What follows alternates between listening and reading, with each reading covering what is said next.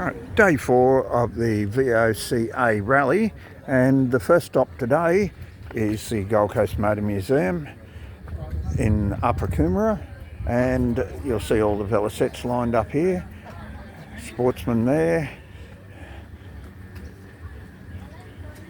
the old Rigid frame, girder fork, 350 Mac here from 1951, 500, a couple of 500s there, 3, 4.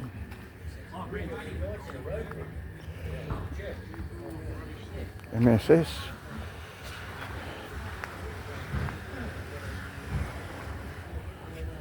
Yes, there are a couple of funny bikes here that have BMW on them. Nice little Mac here, 53 I think. 54, 1 year out, that's not too bad. Stanley's barn there. You can either sit outside or sit inside. It's also a function centre here. Past the BSA, the sportsman, like those big bikes, I think they call them Hartley goers or something like that. Back onto the Velocettes, and we'll go inside. You'll notice here that says motorbike parking only, so we'll shortly go inside and have a look. Right, so at the Gold Coast Motor Museum, we'll tell you about this 1913 Rover here. The two brothers, Carl, who I've met, I haven't met Grant Amour. Their father's very passionate about cars. They're New Zealanders, we won't hold that against them. And they always wanted to open a museum, and this car was their father's car, the 1913 Rover. And they found it in a museum in New Zealand and brought it back here. If you're wondering why it's got a piece of tree sticking out through it, there's a very good reason why it's got the piece of tree sticking out up there, because there's a big storm came through here at Christmas last year, I think it was from memory, and that is what happened. Some of the cars were a little bit worse for wear. You can see how the storm went through it here, and the Buick is sitting next to us, got some damage. That's all been restored. 2-door hardtop, V8 motor. That's the Buick. Very large back end of it. You can see how long it is. Spare tyre fits in the back.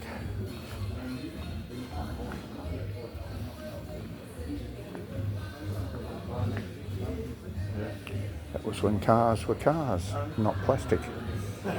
Lots of other things, radios, mugs, typewriters. Everywhere you look around it, there is memorabilia. And this is a fire truck from that era. We won't bring you all the vehicles because obviously we want you to pay to come to the museum and look at it, the vehicles. So we'll have a little pause there and then we'll pick it up with some of the motorcycles. Right, let's have a look at some of the bikes at the Gold Coast Motorcycle Museum. There's some 62 Honda with a 64 motor in it from memory. CB77 was campaigned here in Australia by a rider formerly from the Isle of Man, or went to the Isle of Man. Then a Ducati here. One of the quiz questions at the VOCA rally was, in what year did my car would return? That's what this bike's sitting here is a tribute from it. A couple of much older motorbikes over here. We're coming up to quite elderly bikes. New Hudson in the background there. The New Hudson would be around about 1920 somewhere. And the Autocycle here started out in 1868 and came through to 1892 when they put the gas motor in them. This particular one started 1946, straight after World War II. You can still buy them. If you watch our series on occasional motorbikes, the space here once was occupied by a 1922 Velocette that we've done a story on, and it found a home here at the museum for a little while before it was taken away to be ridden and go to Velocette rallies around Australia. Now, not all the cars and motorbikes here are in pristine condition. I'll just tell you this Lamborghini Espada here, left-hand drive, see through the windows, 1972, was found after it was hidden in a container, after it was seized by US Customs, coming across from, or going to the UK. One of the boys' early bikes here, an ATC 90 Honda. Originally came out, they were called the US 90, but then Honda trademarked ATC, all-terrain vehicles. And this was one that they had on the farm in New Zealand. Let's move along here. A bit of Australian memorabilia there, an FC Holden, done up immaculately, different wheels on it. Here's a car for sale. There's always some cars for sale here. So, see Carl, if you want to buy this particular 1968 Pontiac convertible, left-hand drive.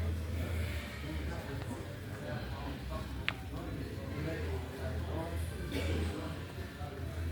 could also buy this model as a hearse. If you want to buy it, 68 Bonneville there, complete with Queensland number plate, then it's for sale. Suicide doors there on the Thunderbird, and some interesting ex-racing vehicles here behind us, from the Hoskin Special there through to the Dodge Coupe,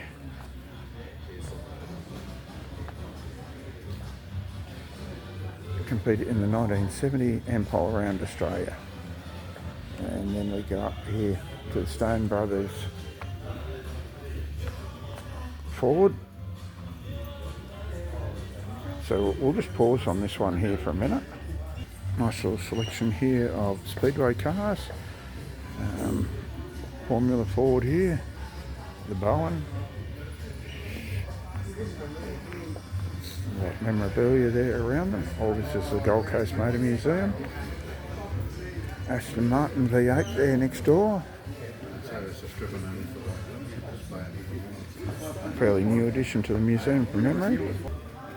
Now, if you're thinking you're looking at one at Brock's Cars, I've got bad news for you. It isn't. It's a replica made up, but it does have very interesting history, this particular car. Lloyd Robinson, who people around in the 60s, 70s, 80s would remember the Holden Precision Driving Team. This is one of the cars that was actually used, and then it was modified to look like Brock's 05 HDT VC Commodore. It's still interesting to look at it. Now, if you think that you're looking at a Gogomobile and Dart, I've got sad news for you. You're not. You're looking at, in fact, perhaps the only one in the world, and this is a Lloyd Harnett. Uses the same type body, but a different motor in it. 600cc. So this is probably the only one around.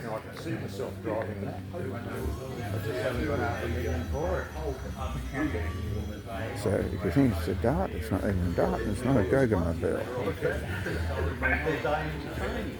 Right, getting back on the motorcycle, seeing it is the Occasional Motorcycle Series and the Velocette Owners Club of Australia Rally. We've got to have a look at a couple of bikes here, and this is a replica of the GPZ 1100 Eddie Lawson replica. Next to that is a Rotary. All the major Japanese firms, plus some of the European ones, put out models. Some achieved regional success in the market. Yamaha, the Kawasaki, and the Suzuki. The Yamaha one was based on a 650. Honda made theirs on a CX500 and later a CX650. And of course we had a couple of European ones that made it round. So this is the Honda, sorry, try again, this original model Suzuki RE5, and tell by the cover over the instruments up the front of it. Because that particular feature didn't go down well as a styling exercise, and later models had it taken away, more conventional, just the instruments. A lovely example sitting at the Gold Coast Motor Museum. Now I must admit I'm not a chopper fan, but this is something different. This is the bike that Motley Crue, Vince Neil, the lead singer, rode on the stage on their world-renowned heavy metal tour, and it's now found a home here at the Gold Coast Motor Museum. No choppers have a normal front end, but this is quite unique. This one here, very extended rake on it, and you can see that it's got a couple of special features. You can have a look down there on the braking system. Just not my cup of tea, skull head, and all the leather over it to represent human tissue. A bit weird, but nevertheless, it's just what some people do with their motorcycles. Continuing on, you know, whether you want a DMC, a DeLorean, a Ferrari, or something a little bit unusual here in between the DMC and the Ferrari is a Heron MJ1 sports coupe, originally built in New Zealand, and it's for sale. So if you've got a few $1,000s and you decide that you want a Heron MJ1, well, there's one here at the Gold Coast Motorcycle Museum sitting right next to a Ferrari. So plenty to see. Make sure you come along here, pay your admission fee, and enjoy looking at the cars and motorcycles, whether on the walls or wherever they are, from very old historic ones up to racing ones. Hit the like button, subscribe to the channel, and share it with your friends.